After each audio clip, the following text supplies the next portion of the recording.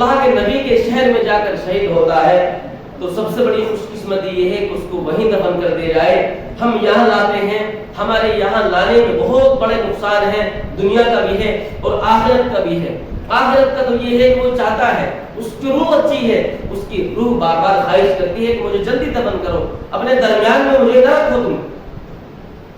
بار بار تم اس کو یہاں لا کر اب 15-20 دن میں آتے ہیں، دیکھو ابھی کتنے انتقال ہوئے، کوئی 1 مہینے میں آیا، کوئی 20 دن میں آیا، اب ایک اور انتقال پرسوں ہوا، وہ بھی اب 15-20 دن میں آئے گا۔ یہ کتنا بڑا نقصان ہے،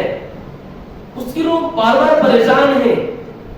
تم سے التجا کر رہی ہے کہ مجھے دفن کر دو، مگر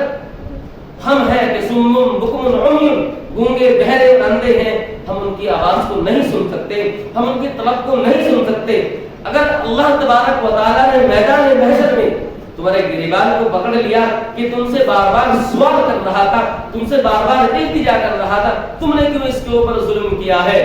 تو تم میدان محشر میں کیا جواب دو گے؟ صرف اپنی شان اور شوکت کو بڑھانے کے لیے میں بیان اس لیے کر رہا ہوں کہ میری آواز یہ اب دور تک جائے گی، کیونکہ انٹرنیٹ کا زمانہ ہے، میڈیا کا زمانہ ہے۔ میں چاہتا ہوں کہ میری اس آواز کو لوگ سنیں،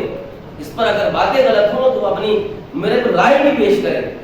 لیکن اگر اچھی باتیں ہیں تو اس پر عمل کریں۔ میں آپ سے درخواست بھی کر رہا ہوں، گزارش بھی کر رہا ہوں، جو میرے ماننے والے ہیں میں ان سے کہہ بھی رہا ہوں کہ جس کا وہاں انتقال ہو جائے اس کو یہاں نہ لائے۔ فاروق اعظم رضی اللہ تعالیٰ بار بار یہ دعا کرتے تھے کہ اللہم ارزقنی شہادتا فی بلد رسولک صلی اللہ علیہ وسلم، یا اللہ مجھے نبی کے شہر کی شہادت عطا فرما۔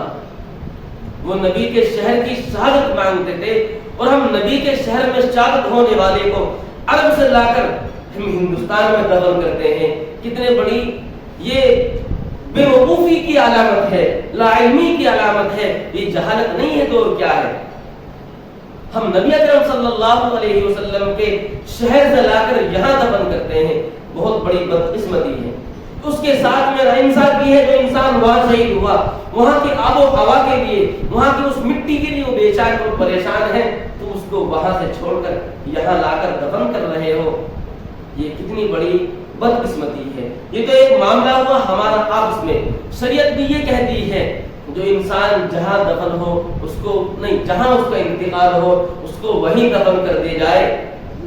اس کو باہر ملکوں میں نہ لے جایا جائے۔ ہمارے اکابرین کا، حضرت خاص طور سے ہمارے اس ہندوستان میں حضرت قاری صدیق صاحب رحمۃ اللہ علیہ کا وہ اسی مسلک پر، یعنی ان کا یہی موقف تھا کہ جس جگہ پر انتقال ہوا وہیں ان کو دفن کیا جائے۔ وہ اس کے بھی قائل نہیں تھے کہ ایک بستی سے دوسری بستی میں لے جایا جائے،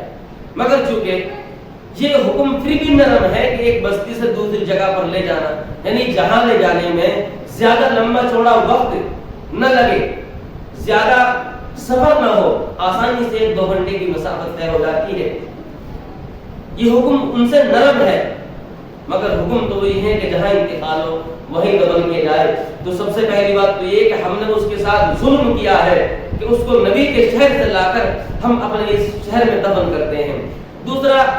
آخرت کا نقصان یہ ہوا ہے کہ اس کو بڑی پریشانی ہو رہی ہے، اس کو لہر میں ہے تم اپنی شان کے لیے کہ لوگ کیا کہیں گے، لوگ تو کہتے رہیں گے، تمہارے مرنے کے بعد بھی کہیں گے، ارے چھوڑو جو لوگ کہیں گے کہتے رہیں گے، بھونکنے والوں کی آوازوں کا تم کب تک جواب دو گے؟ اگر تم جواب دینے میں لگے رہو گے منزل مقصود تک نہیں پہنچ سکتے۔ دنیا کہتی ہے، کہتی رہے گی، جو لوگ اس بات پر رک گئے کہ لوگ کیا کہیں گے، بس وہ چل نہیں پائے گے، اور جنہوں نے ٹھان لیا کہ جو کہنا ہے وہ کہے گا، ہمیں منزل پر جانا ہے، انہیں دنیا کی کوئی چیز نہ روکی ہے اور نہ روک سکتی ہے۔